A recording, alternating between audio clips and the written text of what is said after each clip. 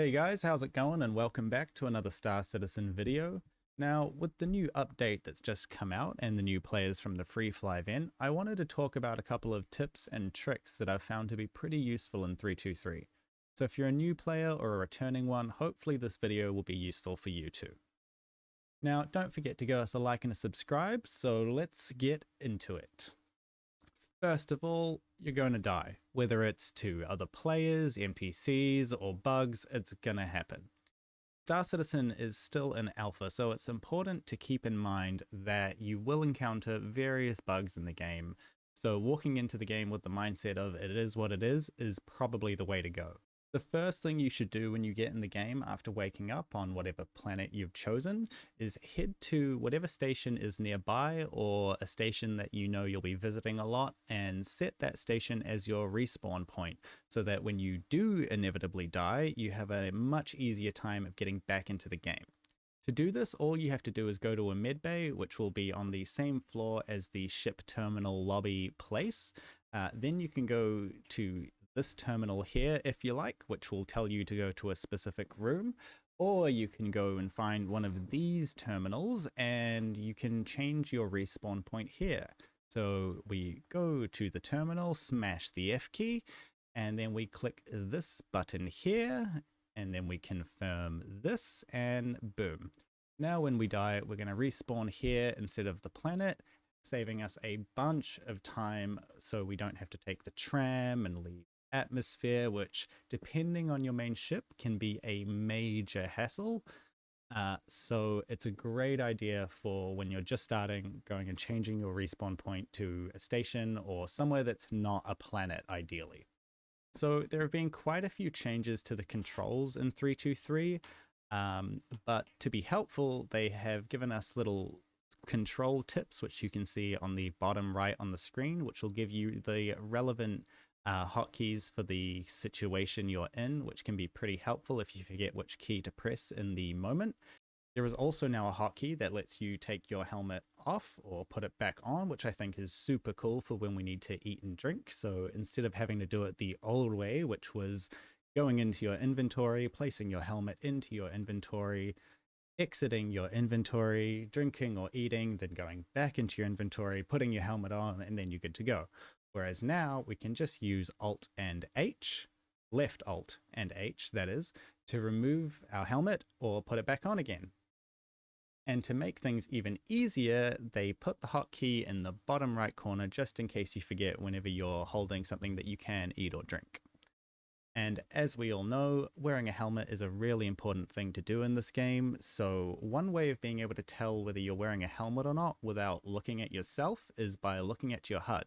So if your minimap is round, you're not wearing a helmet. And if it's rectangle shape, then you are. Good job. So it's a really handy visual cue to be aware of, as it might save you some time from when you step outside thinking you're good, then dying and have to start again.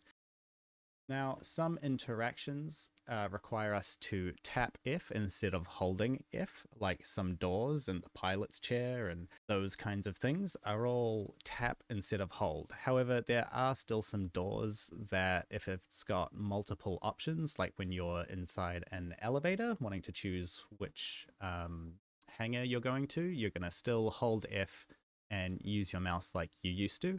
So yeah, it just depends on which door and what type of interaction will require you to either tap F or hold F.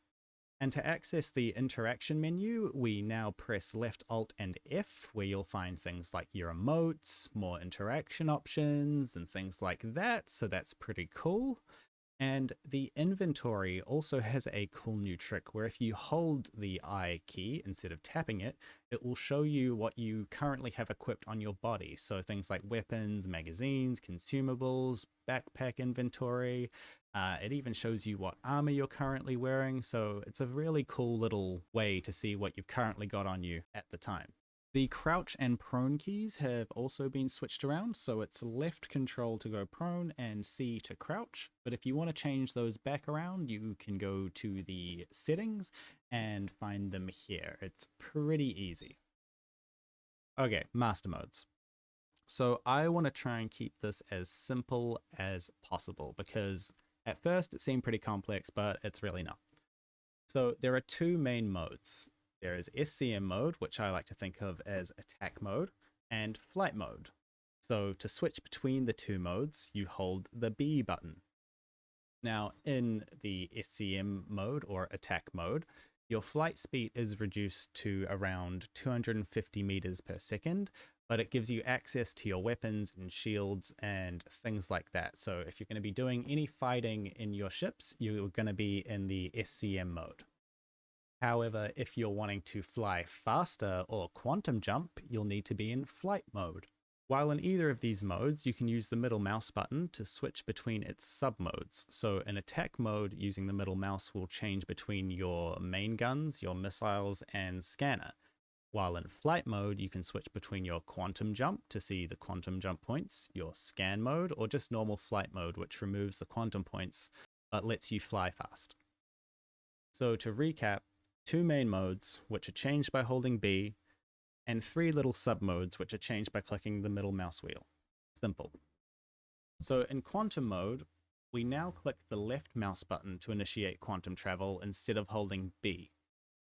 And to drop out of quantum, I found that the fastest way is to hold B to swap modes, as clicking the left mouse button doesn't seem to stop the quantum all the time. So best bet is to hold B if you're wanting to cancel out that quantum.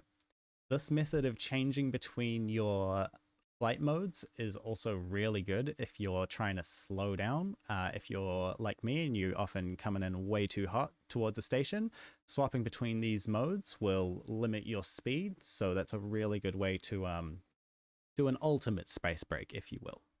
For all those new pilots out there, to put your landing gear either up or down, we use the N key, and in 323, when your landing gear is down, your speed is heavily reduced. So for those of you who don't like this new speed reduction, you can turn it off. So if you go into settings and you turn automatic precision mode off, you can get rid of that speed limiter when your landing gear is down, so you can come into landing quite a bit faster. But for new players, I would probably recommend you leave this on, as it can be quite handy for stopping you from going too fast when you're trying to land. The final thing with your ships, don't forget to turn your engines off when you're about to jump out and go do something, because time after time, leaving your engines on can do the weirdest things, from your ship floating away to who knows what, because the amount of things that can go wrong and do go wrong is immense. So the new star map lets you make waypoints to places you want to go, even when you're on the ground at a planet or at a station, most of the time. So here we can see we have our map, and we can select where we want to go, and then we can make a route over to that place by placing either a waypoint or pressing R. And to be honest with you, I've had a lot more success with pressing R than I have with dropping a waypoint, because as you guessed, the map can be a little buggy as it's still really new. So sometimes it works, sometimes it doesn't. Also, I think that not all of the ground locations have been properly mapped yet, which could be another reason why sometimes the map just doesn't even show up. But yeah, hopefully it'll get fixed a lot more as more bugs get reported, but we'll see how that goes. You can also search for locations in the map, which is awesome. So you can just type where you want to go and then click on it and hit R, and you should get a route to that location. I have noticed that sometimes it doesn't want to plot a route if you're in a hangar. So if it's not working for you, try leaving the hangar and fly away a little bit and see if that helps. If it's still not working, not sure. Might need to land again, jump out of your seat, jump back in, see if it works, or relog.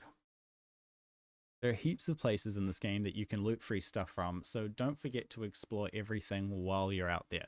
For example, mining stations have these lovely red boxes that are usually filled with armor or weapons, and sometimes the armor you'll find will be modified, which just means it'll look different to the ones that you're usually able to buy at stations. Unfortunately, someone has beaten me to it here and has taken all the good stuff, but that's just how the game works. These boxes do respawn every so often. I've been told various things from 15 minutes to an hour to a day. So just come back and check every now and then, because you never know what you're going to find here. We also have these white boxes, which there are normally far more of. And these usually have things like multi-tools or supplies or weird cool clothing that you can take. And the cool thing with these boxes is that you can move everything that's in the box to the local inventory, and then you can go back to your ship and then move everything from the local inventory into your ship inventory. So that's a really handy way of being able to kind of take everything that is at the current place that you're at and then store it all on your ship without even needing a backpack. So great thing to remember if you're a loot fiend like me and likes to go everywhere stealing everything. So if you're at a bunker, a mining facility, distribution center, or anywhere else in the game that isn't a station or main city, don't forget to look for the boxes that are dotted around here and there, because sometimes you can find some really cool stuff. Now, for those of you that are wanting to practice flying and shooting and etc. before actually jumping into the persistent universe, Arena Commander is a really good way to practice those skills. So by going into Arena Commander from the menu instead of the persistent universe, this mode allows you to simply fly alone to get used to controls, or you can go up against other players to get better at combat. There are also first-person shooter modes, racing, the new engineering modes are in here. So it's a really good place to check out the new features and to hone in your pilot skills or your fighting skills. Playing Star Citizen alone can be fun at times, but playing with others can be even better. Most people in the community are pretty helpful, so don't be afraid of asking in the global chat if anyone wants to help you with something you want to do, or if they need help with something they want to do. Playing with others allows you to explore more of the game and go to places and do activities you might not have been able to do yourself, or might not have even thought to have done because you didn't really think that that was a thing in the game. So make sure you get out there, make some friends, be helpful, be friendly, and yeah, don't go around playing by yourself all the time, unless that's something you want to do and you enjoy that kind of thing. But yeah, grouping up with other players can be a really great experience, so definitely try and do that if you feel like it. Okay guys, so I hope you found these tips and tricks helpful. I know there aren't that many of them, but that's because the actual list of tips and tricks is ridiculously long. And since I didn't want to make this video 4 hours long, I thought I would just stick with those ones. So leave your tips and tricks in the comments down below, because I definitely haven't covered them all, and I'm sure you guys know just as much about the game as I do, if not probably more. So I hope everyone is having fun with the new update and with Invictus Week. Thanks for watching. Don't forget to like and subscribe, and I will see you next time.